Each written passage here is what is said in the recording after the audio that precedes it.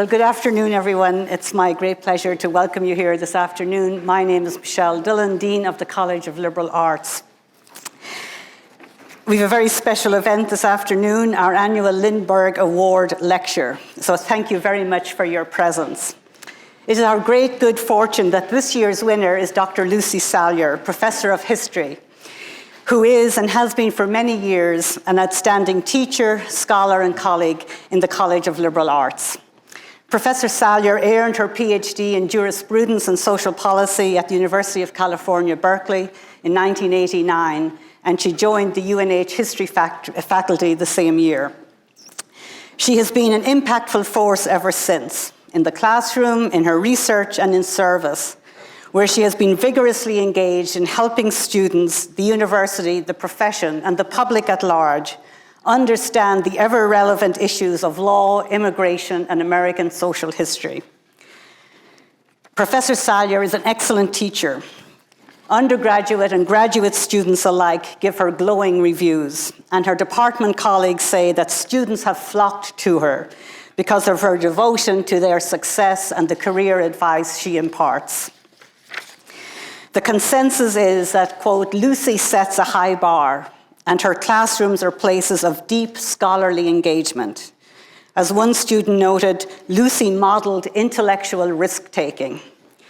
Professor Salyer's investment in teaching and mentoring is matched by a highly productive and intellectually impressive research portfolio.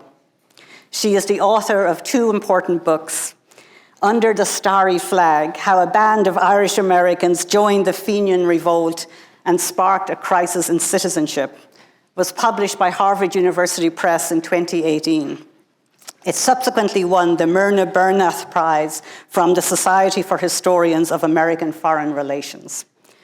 An earlier book, Laws Harsh as Tigers, Chinese Immigrants and the Shaping of Modern Immigration Law, published by the University of North Carolina Press in 1995, won the Theodore Salutos Memorial Award from the Immigration and Ethnic History Society for Best Book in Immigration History. Between these publications, Dr. Salyer produced a deeply researched and extensive study of the California Supreme Court, as well as several articles and book chapters. Her work has been recognized with grants and prestigious fellowships from the National Science Foundation, the National Endowment for the Humanities, and the American Council of Learned Societies, among others. An internationally recognized historian, Professor Salyer also has a tremendous record of engagement with multiple publics. While her participation in both professional and public fora has been consistently robust across her career, she has been active in recent years as the issues of immigration and citizenship have become flashpoints in the US and elsewhere. She has organized webinars and teach-ins, consulted on and moderated public dialogues, contributed to an amicus brief before a case before the US Supreme Court, and conducted media and documentary film interviews. From Portsmouth to California and beyond, her voice has been sought after by those who strive to advance understanding of these complex issues and their ramifications. Professor Salyer has truly demonstrated that she possesses the highest qualities of scholarship and teaching and is most deserving of the Lindberg Award. Please join me in welcoming Professor Salyer to present her talk, at the end of which she will take questions from the audience.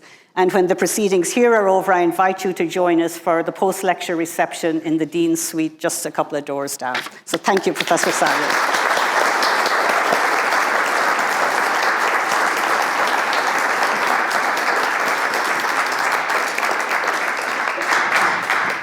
Well, I'm flabbergasted, and thank you so much. I feel like I should just quit while I'm ahead, and we'll just go have the reception. But I have worked very hard on this talk, as my husband knows, so I am excited to share this with you today.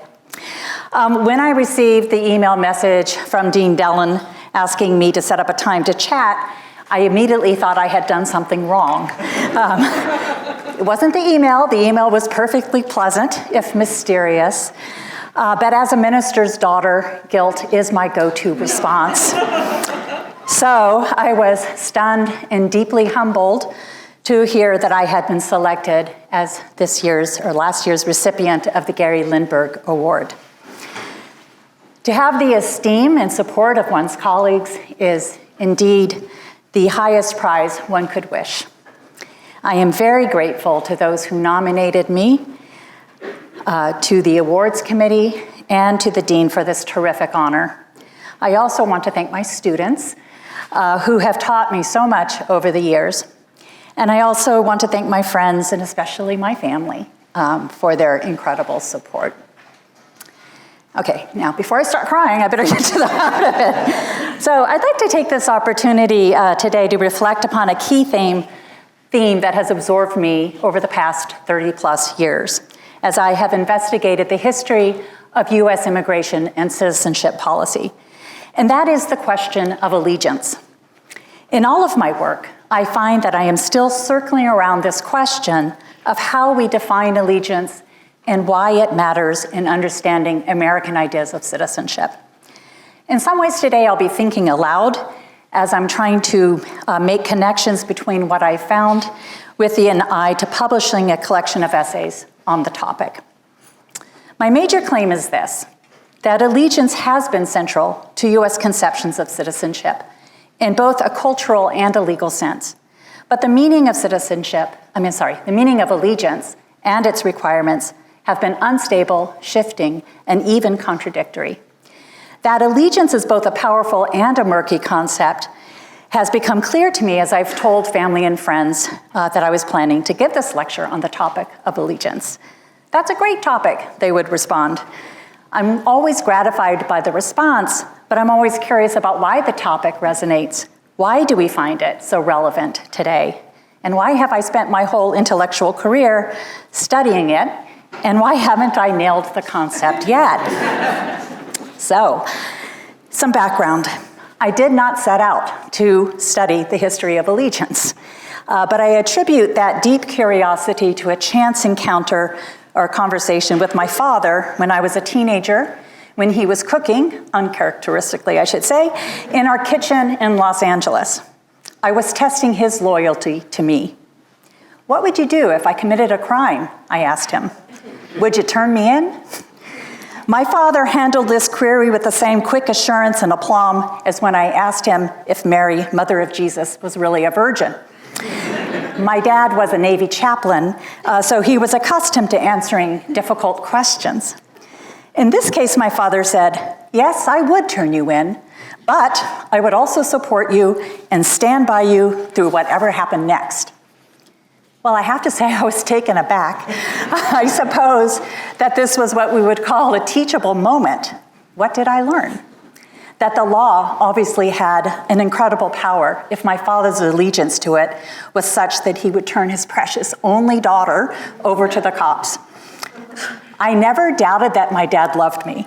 He was the best dad ever. But he was also one of the most law-abiding and patriotic people I have ever known. Both he and my mother entered the military service during World War II, swearing to uphold the Constitution and defend the US against all enemies. His 30-year career in the Navy took our family all over the United States. We learned firsthand how diverse the US was in both its people and its regions. Citizenship for my father meant adapting to ever-changing landscapes and navigating a range of allegiances. Now, scholars tend to focus on rights as fundamental in explaining citizenship. Liberal theorists see citizenship as a legal status defined by the possession of civil, political, and social rights. As Hannah Arendt claimed in one of her most oft-quoted lines, citizenship is, in essence, quote, the right to have rights. But as my research evolved, I gravitated to the work of historians such as Linda Kerber and Christopher Capozzola, who emphasize the importance of obligation in theories and practices of citizenship, especially for the pre-World War II eras in US history. Americans certainly used rights talk in a way that sounds familiar to modern ears, but they spoke with equal ease and fervor about obligation, allegiance, and duty. It was the performance of one's duty and declarations of allegiance that allowed one to assert rights and demand protection from government. What I have found is a sustained debate that centers on the questions of allegiance. Who could swear allegiance? What were they swearing allegiance to? Could the allegiance of citizens be trusted? Allegiance was certainly a way of talking about citizenship and also a way of describing how one felt in terms of their sense of belonging. But what I'm arguing is it has also been key to the law of American citizenship in describing the legal relationship between the individual and the sovereign.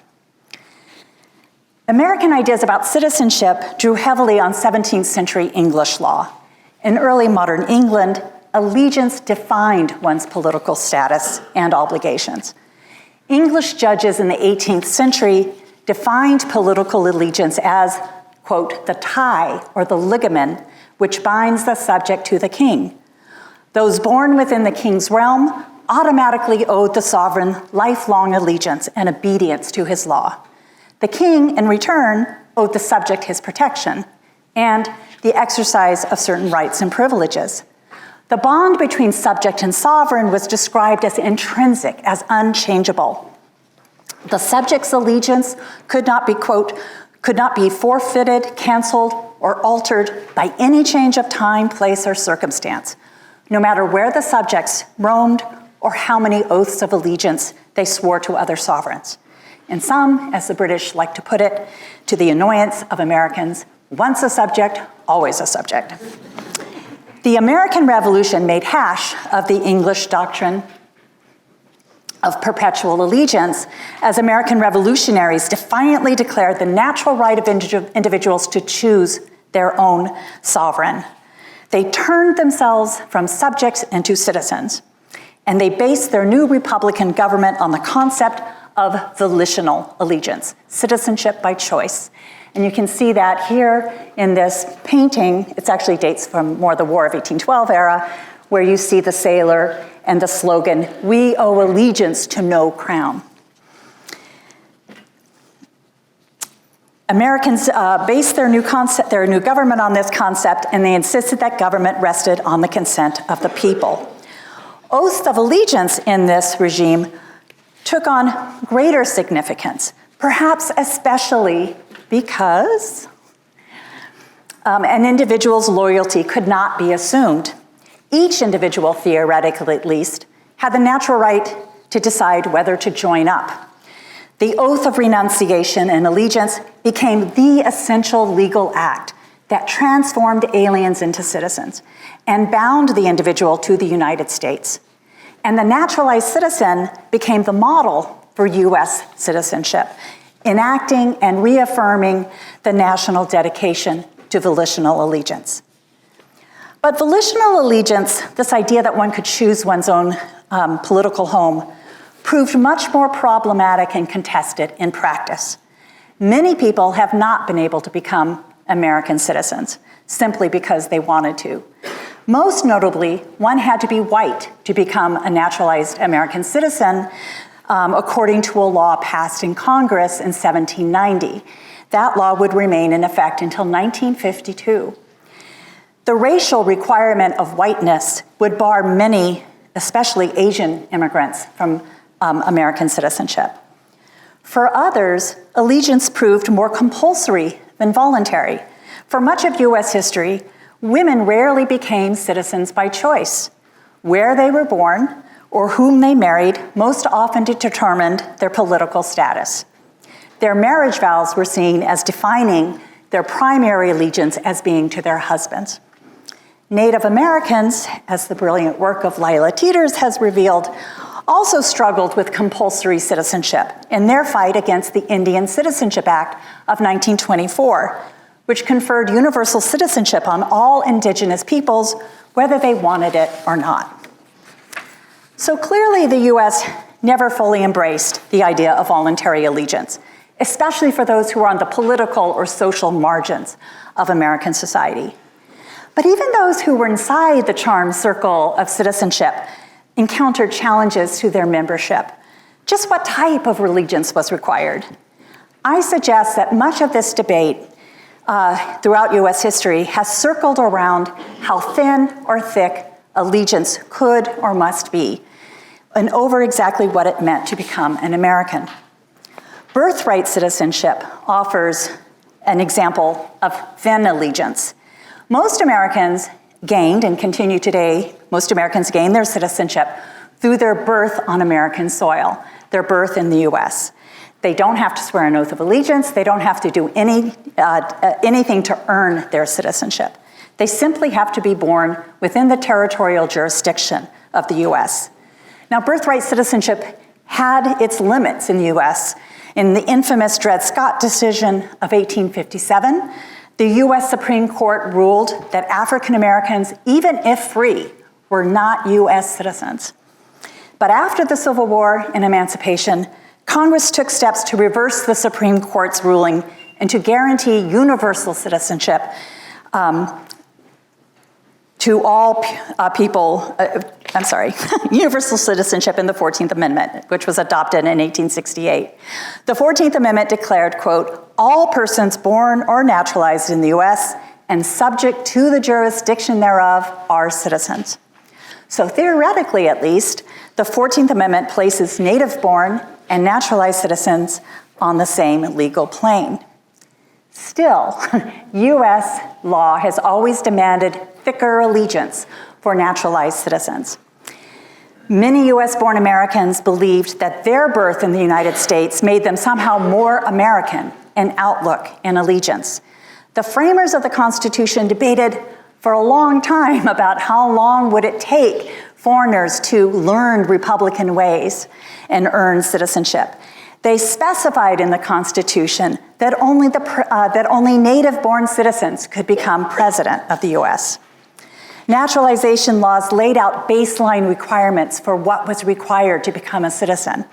By 1802, prospective citizens had to live in the United States for 5 years, present 2 witnesses that could attest to the person's moral character and that they were attached to the principles of the Constitution. And of course, very important, the person had to be a free white person. Then in open court, they had to renounce their allegiance to their former sovereign and swear an oath to support the Constitution. So naturalization required thicker allegiance. It could still be fairly open, as suggested by this cartoon, Uncle Sam's Thanksgiving Dinner, drawn by the great political cartoonist Thomas Nast. When this cartoon was published in 1869 in Harper's Weekly, the nation had only recently ratified the 14th Amendment, declaring universal citizenship, and was now debating whether to expand the vote to black men in the proposed 15th Amendment. So I use this cartoon often in my classes, and I ask my students to analyze how Nast depicts the nation in 1869. Who has a seat at the nation's table? And more importantly, what binds them together as a nation? My students always note, as I'm sure you have, the cultural and racial stereotypes used to depict different ethnic groups. Still, they usually see Nast's cartoon as celebrating a broad, diverse nation. It's obviously a highly idealized vision, to be sure, and perhaps it reflects more of what Nast hoped would come about as a result of Reconstruction-era constitutional changes. We see Uncle Sam. Let me see if this will work. We see him at the head of the table, carving the turkey, and we see Columbia, perhaps his nominal wife, sitting opposite, and they play host to a diverse group of families from a variety of nations who all have a seat at the table. Engaged in breaking bread together and conversing in a convivial manner, the group is bound together by a centerpiece here, which says self-government and universal suffrage. Come one, come all, free and equal are the slogans that adorn the welcome mat, we might call it. Note also, you probably can't see it, but up here there's a painting behind Uncle Sam, which is a painting of Castle Garden, which was the first immigration station and at the Port of New York that before Ellis Island was built. The cartoon seems to suggest that Americans can be culturally diverse and be drawn together by a common allegiance to Republican principles of self-government, freedom, and equality.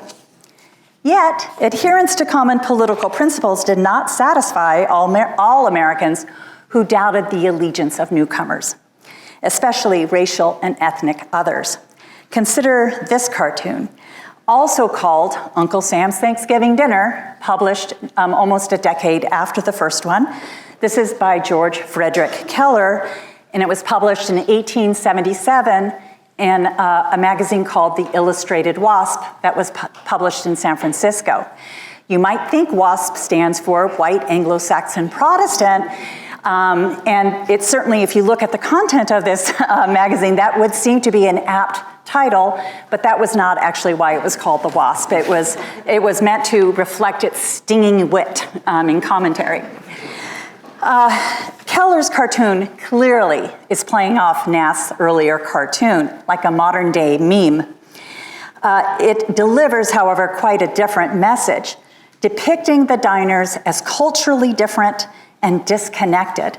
Notice that Columbia and the black diner from the earlier cartoon have been ejected from the table, and they are now domestic servants. Everyone wants a seat at America's table. You see a long line of people waiting to get in, eager for their share of the American bounty, but there is not enough room. Men without their families gobble up their food, but do not share the same dish. No racist or ethnic caricature is spared by this artist.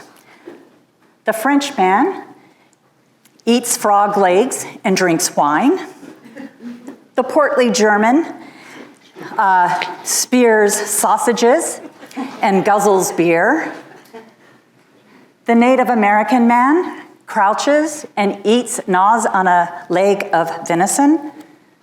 The Mexican man eats a slice of watermelon, and most notably, in drawing the most attention, is the Chinese man who is eating a rat. There is a lot to unpack here in this cartoon, but what I want to highlight particularly is how the cartoon expresses anxiety about the allegiance of America's diverse residents. Nothing binds these diners together but their hunger.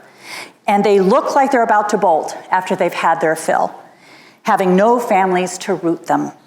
In the editorial that accompanied this cartoon, the editor drives home the concern about greedy and rootless residents. The editor warns, quote, "America extends a welcome to all the nations of the earth to come to America. All that is asked, that the guests remain to digest the good things, to settle around their hospitable entertainer, and to become members of this household by acquiring the rights and privileges of citizenship. If any, like the celestial visitor," referring to the Chinese man, "come to enjoy the fare and surreptitiously carry off what they cannot consume, they may not be included in the next invitation." The editor singled out Chinese immigrants, no doubt because anti-Chinese movements were in full swing in California at the time. By 1882, Chinese immigrants no longer had a seat at the table. They were expelled, often violently. This depicts an anti-Chinese riot in Denver, Colorado in 1880. And they were also excluded by law through the Chinese Exclusion Act of 1882. Exclusionists insisted that European immigrants, quote, "are of our own race and assimilate rapidly, while Chinese immigrants belong to, quote, "an unchangeable and foreign race, a race without love of liberty, whose members were incapable of swearing genuine allegiance to the Republic." And the pictures, here's another, there's lots of these cartoons of people at the dinner table, which I would love to do a separate article at one point.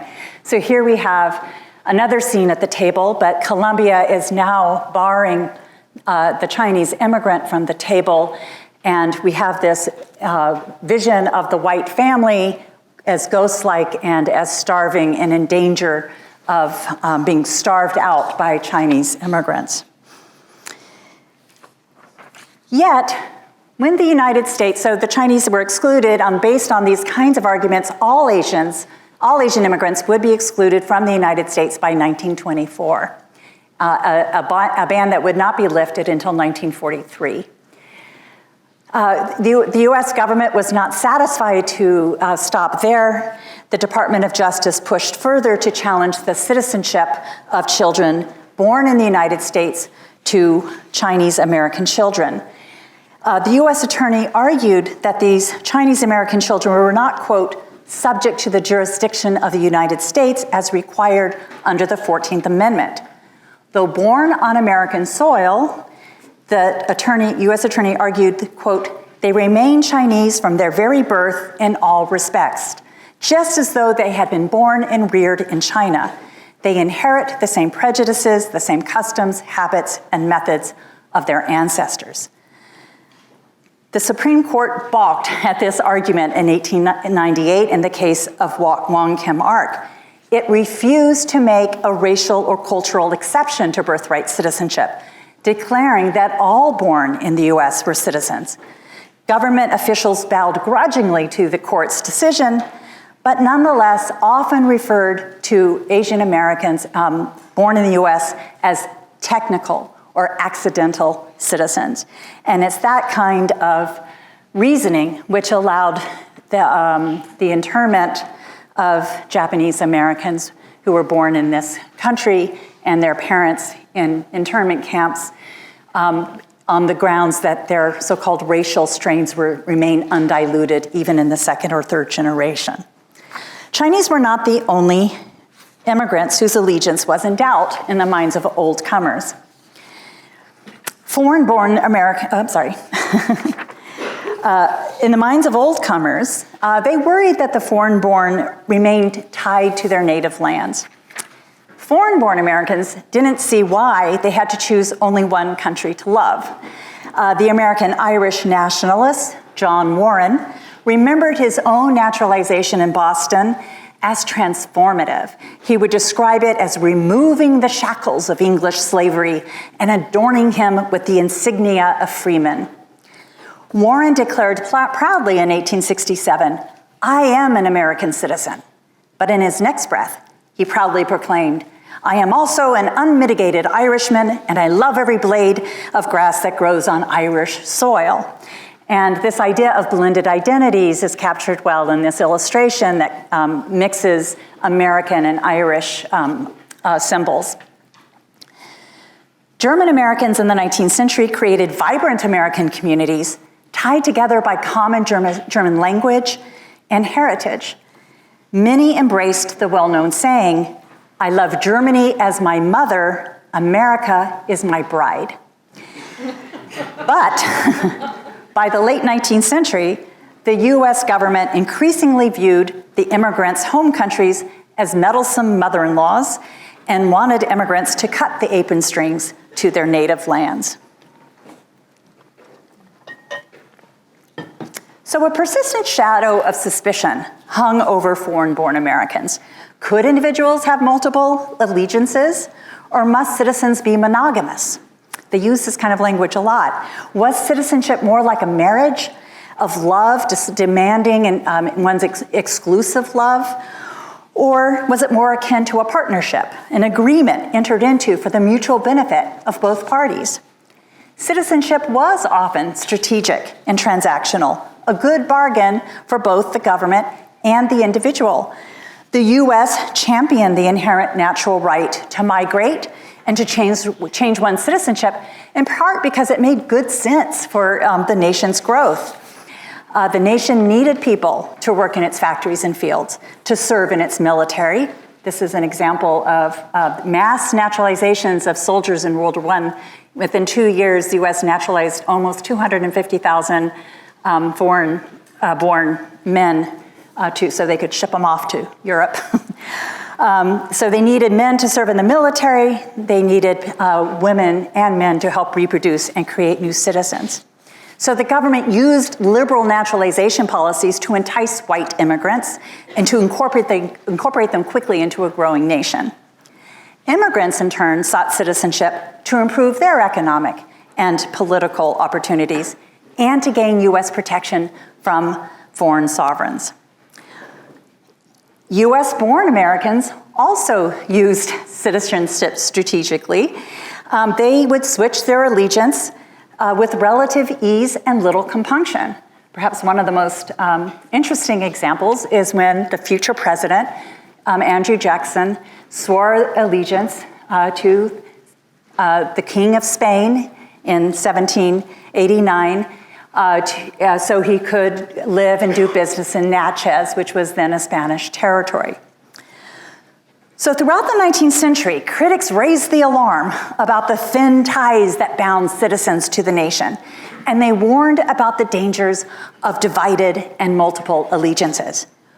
Quote, "We cannot faithfully serve two masters," insisted Francis Lieber, a prominent political theorist who was himself an immigrant from Prussia. Quote, "We must single out one country from all the countries of the globe to call ours." After the Civil War, the US moved to eliminate dual citizenship, which they called dual allegiances, by negotiating a series of treaties with major immigrant-sending countries to eliminate overlapping membership. Turning inward, the government took steps to tighten loose notions of citizenship, especially as immigration numbers soared. Between 1870 and 1920, more than 26 million immigrants arrived in the United States. Policymakers launched a new era of restriction, determined to sift immigrants at the borders and to guard the gates of citizenship more thoroughly. The Naturalization Act of 1906 created a new agency, the Bureau of Immigration and Naturalization, to centralize the process of making citizens. The law spelled out more precisely just what types of allegiance people had to demonstrate to become citizens. Renouncing allegiance to the former sovereign was even more essential in the new law. The failure to announce the exact sovereign, particularly by name, could invalidate one's citizenship. Applicants now had to demonstrate that they could speak English, and they had to swear that they did not believe in polygamy or in radical doctrines like anarchism. Finally, for the first time, laws allowed the government to strip Americans of their citizenship. US-born women lost their citizenship if they married foreigners. The reforms all shared a common frustration, a sense that there was a disjuncture between one's legal allegiance and one's personal or cultural allegiance. The Commissioner of Naturalization would proclaim by 1915, genuine citizenship is primarily a state of inward feeling. American officials in the early 20th century anxiously searched for outward evidence that the foreign-born were, as they say this all the time, American at heart. Their concern became an obsession during World War I, when the government demanded unqualified loyalty, 100% Americanism, especially when it came to German Americans. Their failure to support the war fully and enthusiastically could have dramatic and life-changing consequences, as Frederick Wusterbarth discovered in 1918. Wusterbarth had immigrated to the United States at the age of 16 in 1872, and he became a citizen soon thereafter. By all outward appearances, he seemed like a model citizen. He owned a candy and ice cream store in Clifton, New Jersey, where he also managed a sub-postal station for the United States government. He not only voted, he had also held public office. But in 1918, Wusterbarth's neighbors suddenly called his allegiance into question. Why? Because he refused to donate money to the Red Cross. When young Violet Cooper, a US-born citizen of German descent, pressed, "Don't you want this country to win this war?" Wusterbarth answered, "No. Do you think I would give money to send soldiers from here to that little country where I was born and educated? You don't know what it means to have someone fight against the country you were born in." For those words, the US attorney launched a legal proceeding to denaturalize Frederick Wusterbarth, arguing successfully that he must have had mental reservations about renouncing his allegiance 37 years earlier, and that he had never really become an American in heart and soul. The US government stripped Wusterbarth, and by extension, his wife Louisa, of their citizenship. One commentator would conclude he was not the only one to lose his citizenship during World War I, and one commentator would conclude from such denaturalization cases that, quote, allegiance is really a matter of psychology as much as of law, and one's unconscious ties were buried deeply. So while the government cracked down on the one hand on naturalized citizens who had failed to grow, as they called it, American souls, some foreign-born Americans complained that the US citizenship laws were at odds with their own ideas of allegiance, that one might feel American, but be barred from American citizenship. And that was the case for many Asian soldiers who served in the US military during World War I. And this picture, this photograph, which I found in the Japanese American National Museum in Los Angeles, I think is just such a compelling photo. It shows this is a group of Japanese men who resided in Hawaii, who responded to the patriotic stirring to serve in the war, and they signed up and enlisted and served in World War I. They would then seek US citizenship, some of them. They would proclaim that they had met the highest test of allegiance, baptism by fire on the battlefield, but they were barred from US citizenship because of their race. So, I'm moving towards the conclusion here. I could go on, but I won't. Much has changed since Wusterbarth lost his citizenship in 1918. The US Supreme Court in 1967 sharply checked the government's power to strip Americans of their citizenship, saying that once acquired, citizenship could not be, quote, shifted, canceled, or diluted at the government's will. In 1952, Congress removed the white qualification from the naturalization requirement. Today, many Americans hold dual and even triple citizenship. Yet, I would argue that concerns about allegiance continue to infuse our ideas and laws about citizenship. Naturalization ceremonies, I was really wanting to do this talk on naturalization ceremonies, but I didn't have enough time to do the research because I'm fascinated by them. But they have become even more elaborate and prescribed since World War I. There's a lot of thought that goes into this, what was called an initiation rite.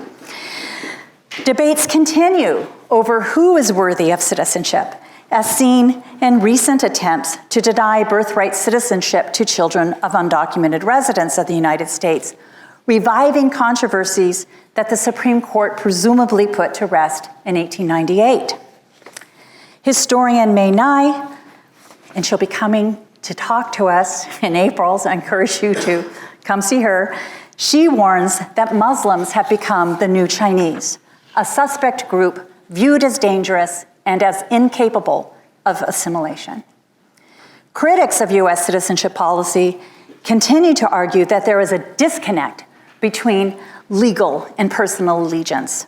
Dreamers, those brought to the United States without authorization as children, seek a path to citizenship, claiming that they are American in all ways except by law. Today, Americans struggle to find what binds them together and what pledging allegiance to the United States means. I've been wondering what an updated version of the cartoon Uncle Sam's Thanksgiving dinner might look like. Who would have a seat at the table? What would be the centerpiece? Nast imagined self-government and universal suffrage to be at the nation's center. Seemingly uncontroversial political principles, yet deeply contested even today. The Oath Keepers, the extremist right-wing group made up primarily of former military personnel, political officers, and firefighters, claim that they are the true defenders of the Constitution, which they swore to defend against all enemies. The Utah Oath Keepers declare on their website, "We believe in honoring our constitutional oath," an oath that they believed justified storming the Capitol on January 6th, 2021, to prevent President Joe Biden from taking office. And these are the Oath Keepers here in full paramilitary gear. That vision of the rule of law is certainly not what my father championed when he imagined handing me over to the cops. And I'm not bitter. And my dad's trust in law enforcement would not be shared by many parents today whose black sons and daughters have died at the hands of police. At today's Uncle Sam's Thanksgiving dinner, could we as a nation chat amiably as we break bread together? Or would it be more like a real Thanksgiving dinner where we need to hide the knives and avoid controversial topics, which today seems to include everything? The growing popularity of Friendsgiving over the past decade suggests a different model. Perhaps we should only eat with the people we like and agree with. It would be a lot more enjoyable, perhaps, and better for the digestion, but it leaves the nation without a center. So thank you, and this is just my last slide. I couldn't, since Thanksgiving has been a theme. This is probably a very lovely Friendsgiving Thanksgiving I shared with students in Budapest when I had the great fortune to serve as the on-site director. And it was one of my most beloved teaching experience, so I had to include it. But thank you very much for your attention.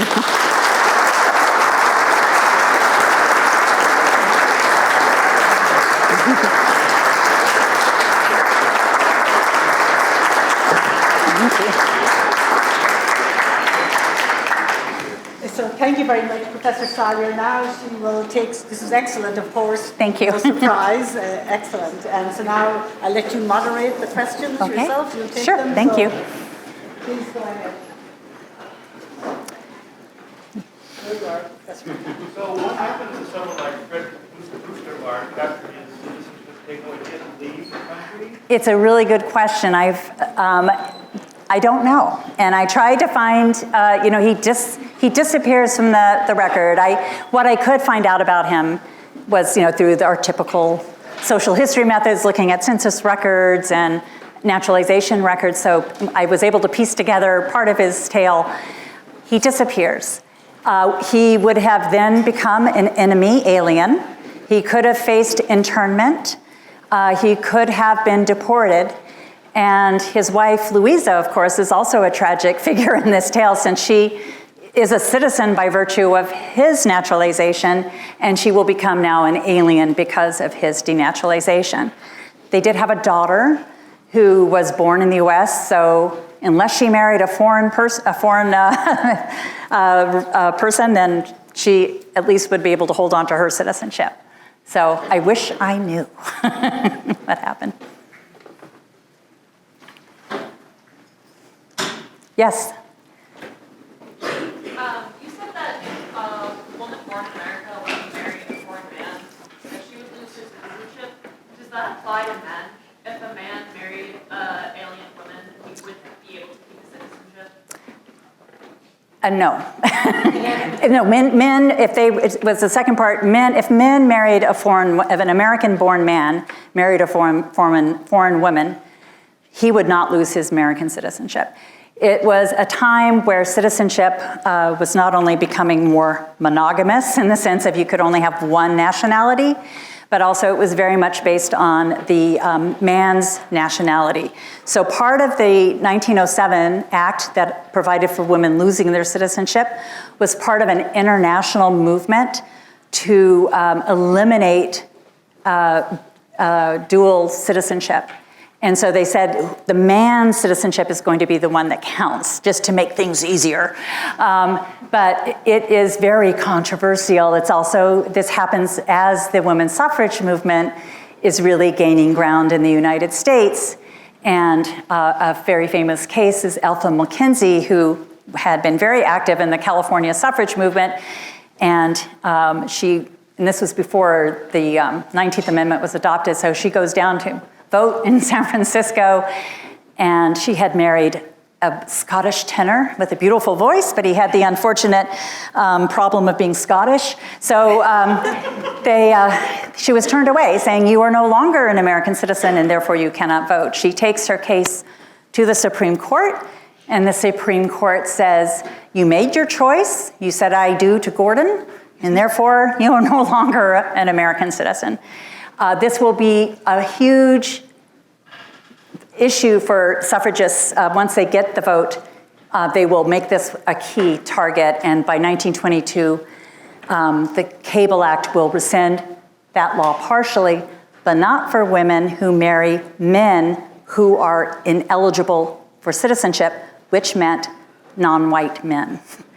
So that is another piece of the puzzle that gets undone by the 1930s. It's complicated, the law of citizenship. Yes, Dante. On the topic of like multiple allegiances, could you maybe shed light a little on the especially early on, the anti-Catholicism that's Oh, part of yeah. that? And is that coming from a place of like a religious Protestant anti-Catholicism, or is it more of a secular-minded anti-Catholicism that is almost establishing a new religious ritual in this allegiance, this oath? Oh, those are such great questions. Well, certainly Irish and Germans. So the first wave of serious anti-immigrant sentiment in the 19th century, it comes as, is it 4 million or so Irish and German immigrants come to the United States between 1840 and 1860, and many of them are Catholic. And it really focuses on the Irish in particular. In fact, I was going to include Thomas Nast, who has that warm and fuzzy Uncle Sam's Thanksgiving dinner cartoon. If you see, like 2 years later, he has not a very warm and fuzzy cartoon that is aimed at Irish, who he always depicts as apes, which is common at the time, that's gorillas. And one of his main concerns is that Irish Catholics aren't capable, again, of swearing true allegiance to the United States, because their true allegiance is to the Pope. And so one of his famous cartoons has a picture of the Pope on St. Peter's Dome, pointing, it's called the Promised Land, and he's pointing to this land over the sea, which is the United States. And so there was a deep fear that Irish Catholics in particular were sort of the advance front of a papal takeover, maybe not literally, but in terms of the country becoming less Protestant. In terms of the second part, I'm not sure if I'm totally getting the second part of your question, but certainly people have talked about American citizenship as being, these rights of citizenship as being like a civic religion, right? That in place of having a theocracy or a state religion, that self-government and republicanism is the state government. The state religion, to say. Thank you. Oh, and then Cynthia, but yes, in the back. Offhand, returning back to the women losing their right to citizenship, if that was clarified in the Loving versus Virginia case of 1967? Yeah. 1967. Well, by that point, so that's a really interesting case too. That's different because so by 1922, that earlier law had been mostly repealed. So now when American women, typically when they married foreign men, they would not lose their citizenship. Loving versus Virginia was about two American citizens, but one black, one white. And that tested the miscegenation laws that prevented intermarriage. So they're different because it's not really, that wasn't really a test. It was a test of the rights of citizens and under the 14th Amendment to be able to marry whom they pleased. So there is that connection. but it's a bit different in that sense. But that's a really interesting connection. Cynthia. Well, I was thinking, Lucy, as you talked and gave us so many fascinating examples of the fluidity of allegiance and so forth, I kept thinking about the problem of trust. Because the question in so many of the examples you give us is how does the nation and the government or the community, I'm not sure which, but trust that these newcomers do actually have offered allegiance and so forth. And I want to think about this for a while, but I wondered what the actual pledge of allegiance, how that relates to this sort of question of trust. I think it seems to me a strange thing, actually, but the pledge is a strange thing. Yeah. Well, I feel like I planted you in the audience because in my talk I had a little thing, discuss Pledge of Allegiance here? And I said, not enough time. Thank you. My colleagues are very good at, and I didn't even ask her to ask that question. But what's fascinating is that at the same time that the government starts to change the laws in the early 20th century, the late 19th, early 20th century, at the same time that they're creating, kind of tamping down on the citizenship laws, naturalization was actually very loosey-goosey, one might say, in the 19th century because it was very localized. The federal government didn't have any, local city courts and state courts could naturalize people. And one of the concerns is, it would often peak during election times, right? And so if you see cartoons, and I also had to scratch those, these cartoons where it looks pretty chaotic in the courthouse right around then, and the court is just naturalizing people like crazy. So the late 19th, early 20th century is concerned about that kind of cavalier approach to citizenship. But they're also, they are concerned about their own citizens too. And it's in the 1890s that the Pledge of Allegiance is first written. And there is a movement to have school children recite the Pledge of Allegiance. It was different, as I'm sure most of you know, a little bit different than it is now. But they used to do this for a while, which was in the 1930s since it looked a little fascist. But they also didn't have the under God bit until the 1950s. So, but it is very much part of that. And I started thinking, this talk had 5 million versions, and one was about the oath. All the oaths we take, just for myself, the Pledge of Allegiance every day, and growing up on a military base, we did the Pledge of Allegiance a lot. Like every time we went to the movie theater, before the movie happened, we listened to the Star Spangled Banner and said the Pledge of Allegiance before we got to watch Elvis Presley. And the cleansing part of the ceremony. And then, but I had to sign, I don't know, you were a TA at University of California. At the University of California, when I was a TA in the early 1880s, not that old, 1980s, I had to sign a loyalty oath. I had to sign an oath, and not just once, like every semester, I had to sign an oath that I would support the Constitution and that I promised not to overthrow the government. And so, and so even today, the California still has a type of oath you have to sign. So it is actually amazing, and it does suggest, well, how many times do I have to swear allegiance? And if I have to do it all the time, it doesn't seem very meaningful after a while, So it's a really good question about why we're so fixated, perhaps. I don't know if we're unique in that way on oaths of allegiance. Kirk? I was thinking about first of all, great talk. I Thank really you. enjoyed it. And then I was thinking about your comment about what citizenship was before the United States came along. You were born in the King's domain. Yeah. You owed him allegiance. He owed you protection.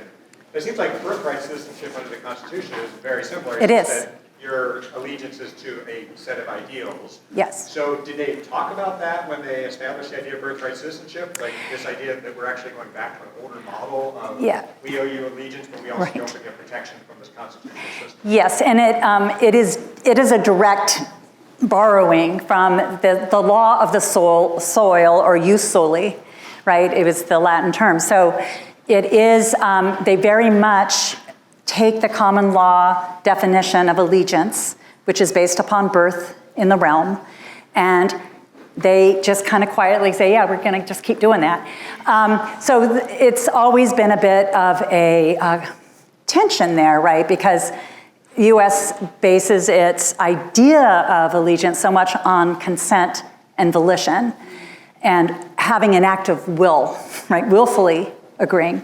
But I think that this idea of birthright citizenship was so embedded in American culture and history and practices at that time that there wasn't like the great James Kettner, who I studied with at Berkeley. His is the book on the history of allegiance and on birthright citizenship and how it gets adopted in the US.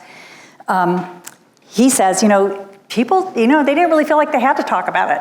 And I think it was just, versus the trust idea, I think they just kind of felt like, well, of course you're gonna be, if you're born here, there's really not an issue for most people. Most people are gonna become Americans just by virtue of breathing in all the free air. So it's not an issue. It has been, that argument has been the basis of challenges to birthright citizenship more recently, in terms of arguing that it is inconsistent. There is an argument that it's inconsistent with Americans, the idea of volitional allegiance, but it has so far not been disrupted, I think. It's been challenged for sure. So I have like a silly question, and then I have a serious question. And so Do you want to know if Mother... Well, I don't know which one to do better, like the silly, but do whatever. I'll start with the silly one, which is there's a couple of my students from History of Animals here, and I was thinking about the turkeys on the table, and like whether you think you've seen a lot of these images of like people sitting at a Thanksgiving table together, whether you think eating the turkey, which is an indigenous American animal, is like somehow like imbibing America. Part of America. Like, it's interesting because it's happening at the same time as consumerism is becoming like a big thing in American economic life. Right. So I sort of was wondering whether you were thinking about consuming Americanism in yeah. that kind of way. Could you like involuntarily absorb, turkey flesh? Yes, that's right. Become American. Yeah, so eating America, consuming America. No, I think that's a really great point, and I will cite you in my forthcoming article because I really do want to do one on that. I'm fascinated by the cartoons, which is there are many. There's Uncle Sam's Christmas Dinner, and. Yes, maybe. Well, I'm not sure if they're eating turkey there. But what's funny, what's interesting is the Friendsgiving. I was looking at all the Friendsgiving kind of illustrations, and one is from Trader Joe's, which shows that it's become that it has arrived because it's an advertisement from Trader Joe's for Friendsgiving, but everyone's showing up at the door, but nobody has a turkey. Right? They say, what are you going to bring to Friendsgiving? And someone has, I don't know, they're all exotic foods, right? That you can easily buy at Trader Joe's. So that is a really good point. Well, my serious question was about, so Andrew Jackson signs that oath. I put that one in for you. You knew I was going to ask. So when the U.S. acquires NATIC, right, he doesn't stay there, but other people who signed those oaths, how did they become allegiant to the U.S.? So when new territory gets acquired, is there an oath administered to the current residents of the places here? Well, I think, I'm not positive, but if you think, for example, of after the Mexican-American War, where the United States acquires, which is another example, it's handled by treaty, right? To some extent, sometimes I think it's handled by treaty because they're in the treaty of, it's like Guadalupe Hidalgo does specify what happens to inhabitants in terms of their citizenship. But I'm not positive how, but they could have, like, as we said, we like oaths, so they probably did. Just for another oath, they're fine. But I don't know, it's a good question. So it's 5 o'clock, I think. Oh, yes, Briggs, last question. Oh, I'm sorry. I just wanted to go back to the idea of volitional allegiance, and I was wondering, you were describing the ways in which, birth and soil life logic sort of settled in during the 19th century again and never was eradicated. Would you say that in some ways the peak of volitional citizenship was actually maybe the late 18th century revolutionary era? I'm thinking about someone like Tom Paine, who seems to have bounced around, at least 3 different countries that I'm aware of. Right. That he was actively involved with, Janice, too, in the Atlantic. So is that kind of I'm asking because I don't know, just a peak of volitional, vote with your feet, I'm going to be a citizen here, and tomorrow I'm going to be a citizen. Oh, you mean in terms of being fungible citizenships? Yes, right. Or just for certain people. He's denied the right to vote From the U.S., Tom Paine, after he... Because he's French now. No, because he's British still. Well, I mean, you're. I don't know if I think today's the peak of that, because you can have so many allegiances, and it's seen as less problematic, even though you still have to renounce your citizenship. So, I mean, there's been a call to think, like, we really have to revise this oath, because half of what people are swearing for, they're actually perjuring themselves, because you still have to say, I think you also have to say you're still not a polygamist, right? Well, you know. I abjure and renounce all my other allegiances. But you're right, there is this kind of cosmopolitan moment in that period which seems to really embrace that idea. And it's not looked down on. It's not like, because you do have a natural right to pursue your opportunities where they may be. I would say in the 1868, which is when the act to allow people to give up their citizenship is finally passed in the US, I think that's another moment where there's a lot of celebration of, the right to choose is a natural right, and we must protect it in that front. Thank you so much. Oh, I'm sorry. One more question. You raise your hand up. Was there another hand? Gentlemen? Oh, I'm sorry. You mentioned that people can have triple citizenship. They could have triple citizenship, And I was wondering whether Rupert Murdoch was one of those who has triple citizenship. Yeah, we should go back to that monogamous citizenship idea. I have no idea. I don't know. Huge impact on Australia, UK. Yeah. Richard has some, I don't know, but it would be enlightening to find out. Thank you very much for your kind attention. Thank you.